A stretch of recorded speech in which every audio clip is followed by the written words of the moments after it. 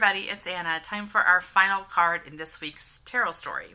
We have the Five of Swords reversed. And I think it's really important that this card falls where it does in this week's tarot story. And I'll tell you why. But first, let's start with the card. The number 5 is connected to conflict and challenge. So it's the moment in the trajectory where we either accomplish what we need to accomplish, we push past the challenge and continue on our work, or we kind of fall before the challenge and we slip backward in our work. Swords are connected to the mind. They're about ideas and beliefs and concepts. And so when this card shows up upright, it tells us that we are engaging in a conflict with probably other people who have different ideas and different opinions and different perspectives. And we feel like we've got to vanquish them. We've got to prove that they're wrong and defend the truth and that kind of thing. So the image has this man who's apparently the victor. He's got 3 swords. There's a couple swords here, and these guys are walking away. So we get the idea that he's won the battle. But the card itself does not feel particularly victorious. It feels kind of ominous. The clouds are strident. The water behind him is rocky. So there's this idea that there's been a lot of energy engaged here, but the victory is not clear, or it's not very fruitful. It's not resulting in necessarily what he thinks it's resulting in.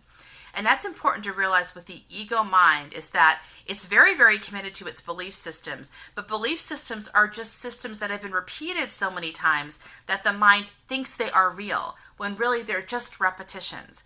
And they're fine. Belief systems are good as tools, but they don't have any actual staying power the way our souls do. They don't have the deeper wisdom. So we back them up and we commit ourselves to them, but we have to realize there's no actual spiritual power behind belief systems. And so we want to treat them lightly and easily, not like we have to kill somebody to defend them. So this card came to us reversed. So I think that is supporting the fact that it is not the time to back our own belief systems or not to take them so seriously. It's not a life or death situation. It's kind of a delusion or a trick of your mind that's trying to distract you from other work. And I think this is important because this week we had some significant spiritual progress showing up in the trajectory. We even had the World card on Wednesday, which is about completing an amazing work. And then yesterday we had the Queen of Wands, which is about being lit up with your passion and being visible and allowing others to be part of your passion and your inspiration.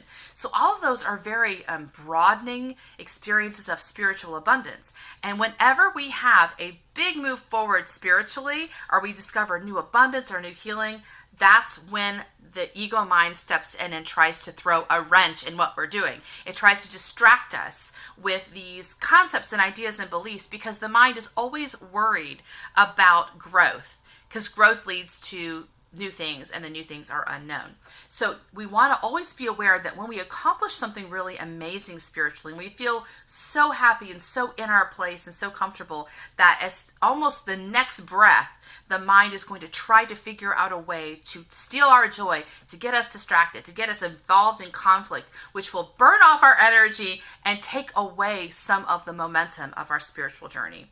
So if we can be mindful of that, and we realize that that's what the mind is doing, and not give it a ton of weight, but just realize the mind just has a reaction to our growth, we can then give it the attention it needs, but not be so distracted by it. So today, try to watch what your mind is doing. Try to pay attention and don't let it run away with you. Instead, observe it the way you'd observe, as a scientist, observing a phenomenon, and try to get understanding about what's happening without falling into its traps. See you next time for our next tarot story. Bye.